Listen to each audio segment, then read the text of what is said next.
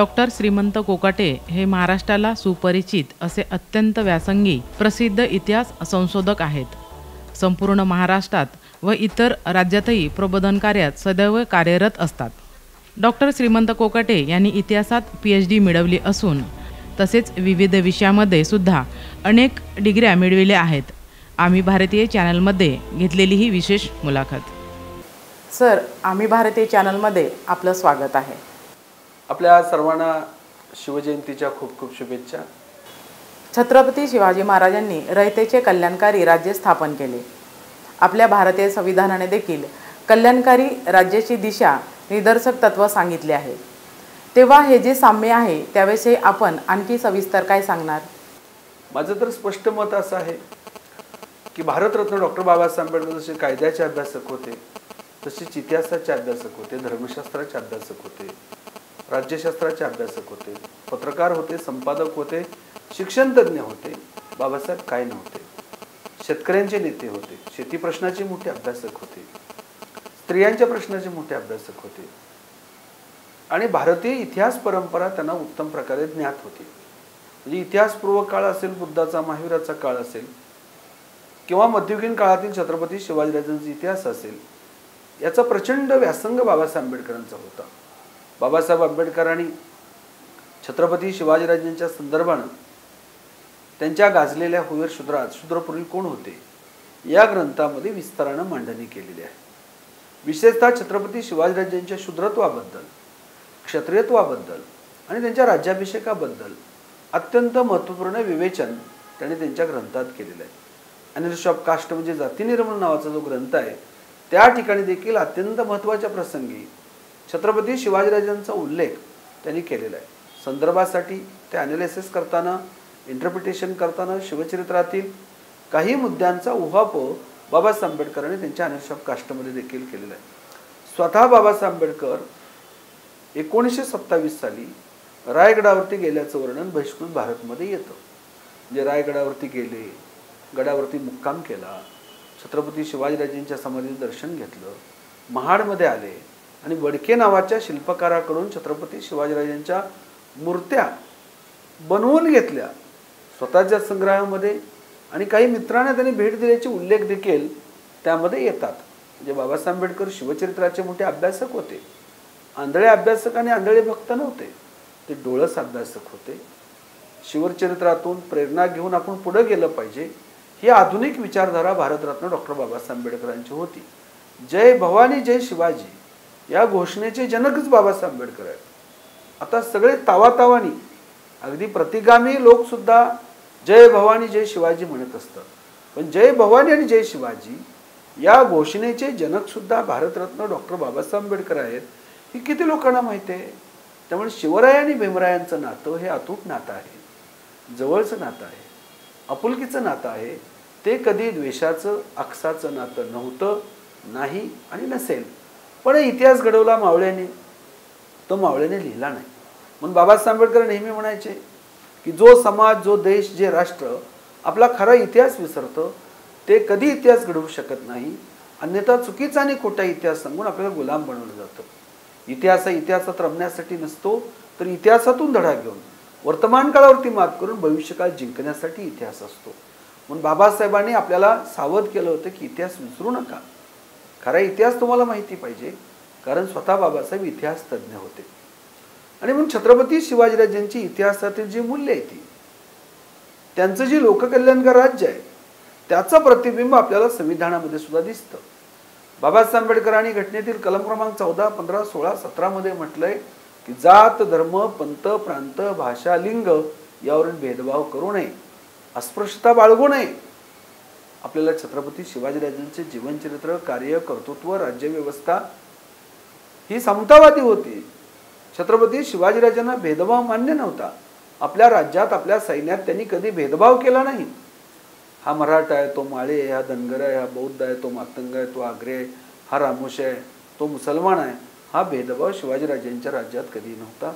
महाराजांनी सर्व जातीधर्मीयांना, मावळ्यांना सोबत घेऊन स्वराज्य निर्माण केलं.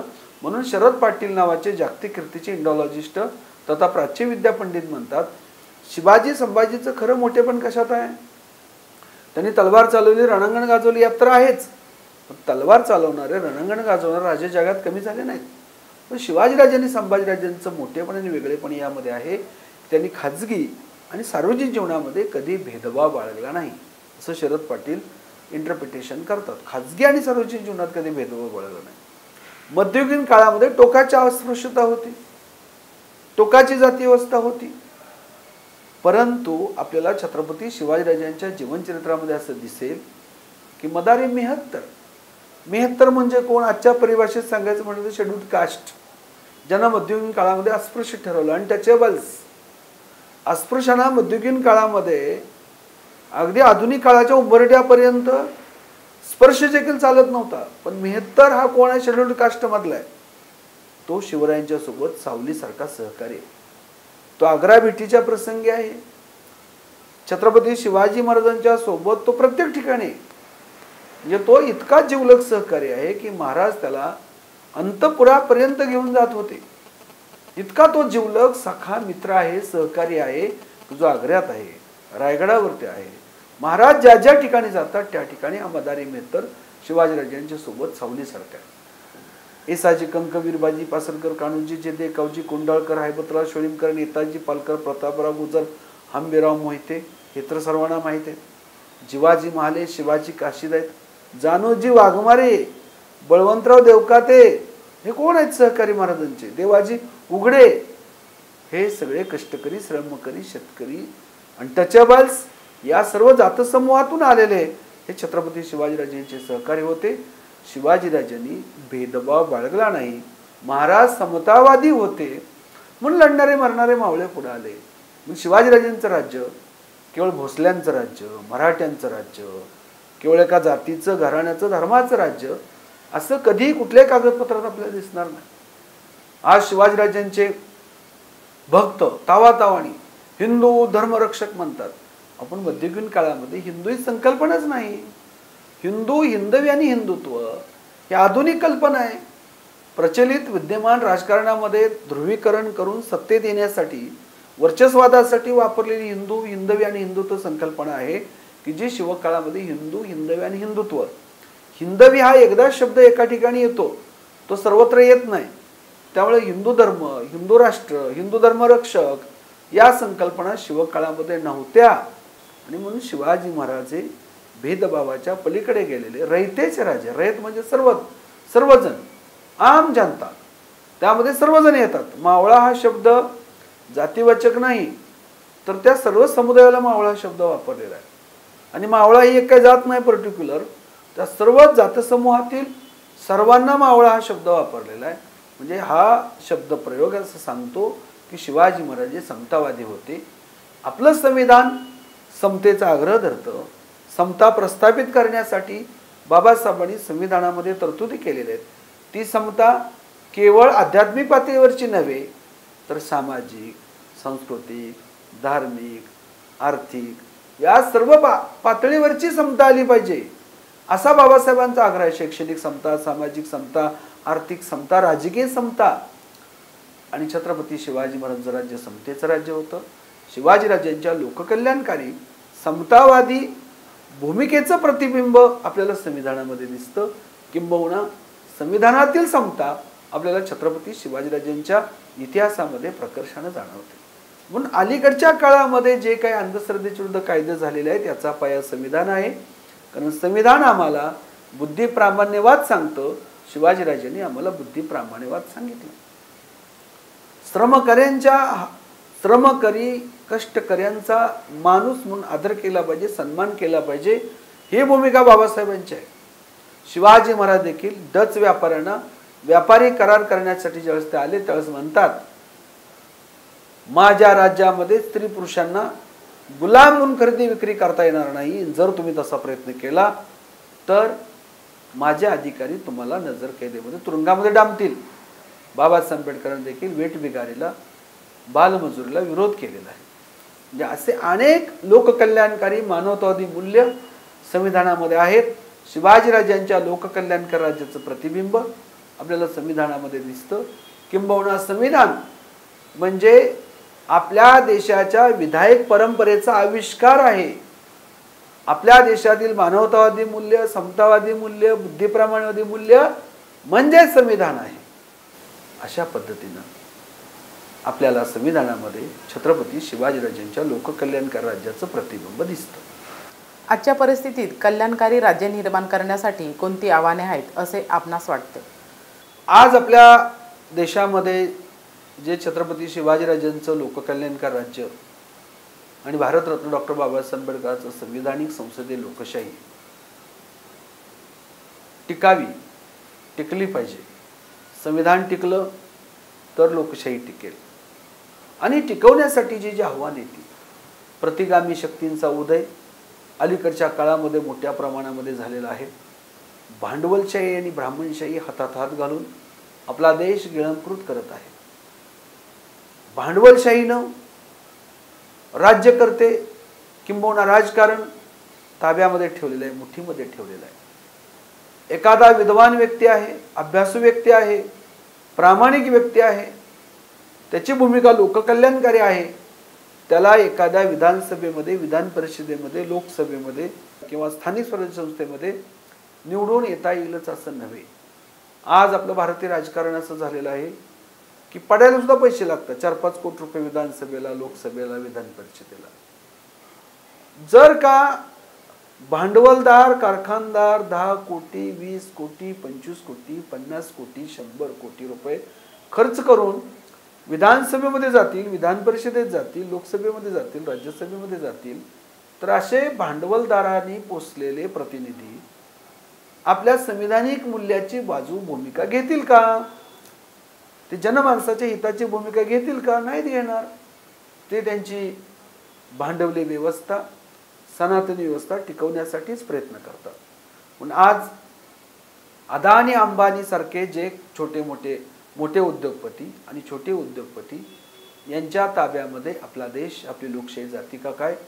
देशाचे प्रधानमंत्री ठाम आहेत, हा कृषी कायदा आला तर आपल्या शेतामध्ये काय पिकवावं हे शेतकरी ठरवणार नाही, त्याचा भाव शेतकरी ठरवणार नाही. बडे उद्योगपती मोठ्या भावानं किमतीनं माल खरेदी करतील, त्याची साठवणूक करतील आणि आपल्या घरामध्ये खाणाऱ्या अन्नावरती नियंत्रण येणार आहे. एक ताट कमीत कमी 1000 रुपयाला जर ताट पडलं जेवणाचं तर गोरगरीब तर तडफडून मरतील. कॉन्ट्रॅक्टिंग फार्मिंग आली तर आपल्या देशाचं सार्वभौमत्व धोक्यात आहे. उद्या समजा बडे भांडवलदार परदेशातले उतरले या स्पर्धेत आणि कॉन्ट्रॅक्टिंग फार्मिंग त्यांनी इथल्या शेतकऱ्यांशी केली, मग शेतकऱ्यांनी शेतात काय पिकवायचं ते कॉन्ट्रॅक्टर ठरवणार, त्याचा भाव कॉन्ट्रॅक्टर ठरवणार. त्या शेतातला माल शेतकरी सुद्धा खाऊ शकणार नाही. एखादं मक्याचं कणीस, एखादं ऊस खाऊ शकणार नाही, स्वतःच्या मुलाबाळाला खाऊ देणार नाही. एरवी शेतकरी सहज कोणाला उरडा खायला बोलवतो, आपण ऊस खाऊ शकतो, पण भविष्य काळामध्ये शेतकरी स्वतः खाऊ शकणार नाही.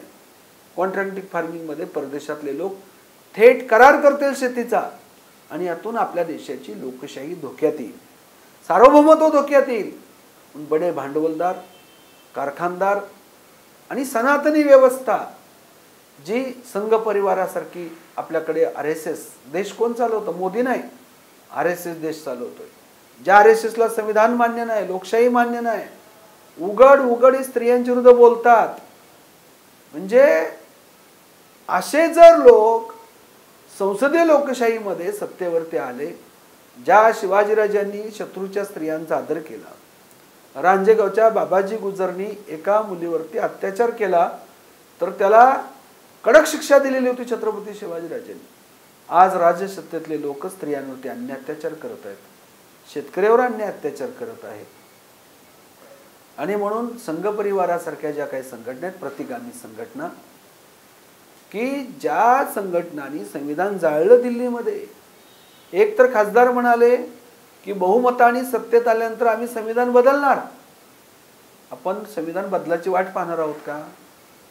संविधानातल्या अनेक तत्व यांनी बदलली. सरकारी उद्योगाचं खाजगीकरण करणं, याचा अर्थ काय?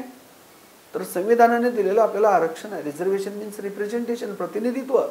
इथल्या कष्टकरी, श्रमकरी शेतकऱ्यांना प्रतिनिधित्व बाबासाहेब आंबेडकरांनी कलम 340, 41, 42 नुसार दिलं. सरकारी उद्योगाचं खाजगीकरण आलं तर खाजगीकरणामध्ये आरक्षण बंधनकारक नाही. खाजगीकरणाचं धोरण लोकशाहीला धोकादायक आहे, संविधानाला धोकादायक आहे. तर भांडवलदार, सनातनी व्यवस्था, मनवादी व्यवस्था हे आपल्या छत्रपती शिवाजीराजेंच्या लोककल्याणकार राज्यासमोर आहे आणि भारतरत्न डॉक्टर बाबासाहेब आंबेडकरच्या संविधानिक संसदीय लोकशाही पुढील मोठं आव्हान आहे. छत्रपती शिवाजी महाराज व आपले सर्व महामानव यांच्या जीवनचरित्रातून व विचारातून प्रेरणा घेऊन आज संविधान अंमलबजावणीसाठी आपण काय करणे आवश्यक आहे असे आपणास वाटते? छत्रपती शिवाजीराजे आणि आपले महापुरुष हे समतावादी होते, बुद्धिप्रामाण्यवादी होते, निर्व्यसनी होते, नीतिमान होते, लोककल्याणकारी त्यांची मानसिकता होती. तर त्यांच्या विचारधारा घेऊन आपल्या संविधानिक मूल्याच्या रक्षणासाठी आपण एक अभ्यासक्रम बनवला पाहिजे. जो काही आपल्या देशातील मुलं शिकतात शालेय अभ्यासक्रमामध्ये ती मूल्य आपल्याकडे आली पाहिजेत की आपल्याला असा धडा निर्माण करता येईल पाठ्यपुस्तकामध्ये एखादं प्रकरण की छत्रपती शिवाजीराजे म्हणतात की ज्याचा त्याचा अधिकार ज्याला त्याला मिळायला हवे. म्हणजे आपल्या राज्यातील जैन असेल, बौद्ध असेल, शीख असेल, मुस्लिम असेल, ख्रिश्चन असेल, हिंदू असेल, कुठल्याही जाती धर्माचा माणूस असेल तर त्याचा अधिकार त्याला मिळायला हवा हे शिवाजीराजे सांगतात. असं प्रकरण आलं पाहिजे शालेय अभ्यासक्रमामध्ये की जेणेकरून संविधानाने सुद्धा हीच भूमिका घेतलेली आहे की आपला देश कुठल्या एका व्यक्तीच्या मालकीचा नाही, घराण्याच्या मालकीचा नाही, तर हा देश सर्वांचा आहे. आम्ही सगळे भारतीय संविधानाचं जर का सरनामा प्रियंबल, आम्ही सगळे भारतीय लोक असं म्हणतो ना आपण, धर्मनिरपेक्ष समाजवादी, ही भूमिका आपल्या भारतीय संविधानाने घेतलेली आहे. तर त्याच्या रक्षणासाठी पाठ्यपुस्तकामध्ये आमूलाग्र बदल झाले पाहिजेत आणि ते मुलांना शिकवलं पाहिजे. मुलांना शिकवलं पाहिजे की बाबासाहेब आंबेडकर म्हणाले की आपल्या देशाचं नाव भारत तथा इंडिया आहे. बाकी काही हिंदुस्थान वगैरे असलं नाव नाही आपल्या, पण आता हिंदू राष्ट्र, हिंदुत्व ही संकल्पना आली कशी, कुठून आली? तथागत गौतम बुद्ध राजा प्रसेनजिताला म्हणाले मुलगी झाल्यानंतर, राजा मुलगी झाली दुःख करू नकोस. मुलगी सुद्धा हिम्मतवान आहे, कर्तृत्वान आहे, बुद्धिमान आहे आणि वंशाला दिवा फक्त मुलगाच असतो असं नाही, मुलगी सुद्धा वंशाला दिवा आहे. मुलाप्रमाणेच मुलगी सुद्धा वंशवर्धक आहे असं बुद्ध राजा प्रसेनजिताला म्हणाले.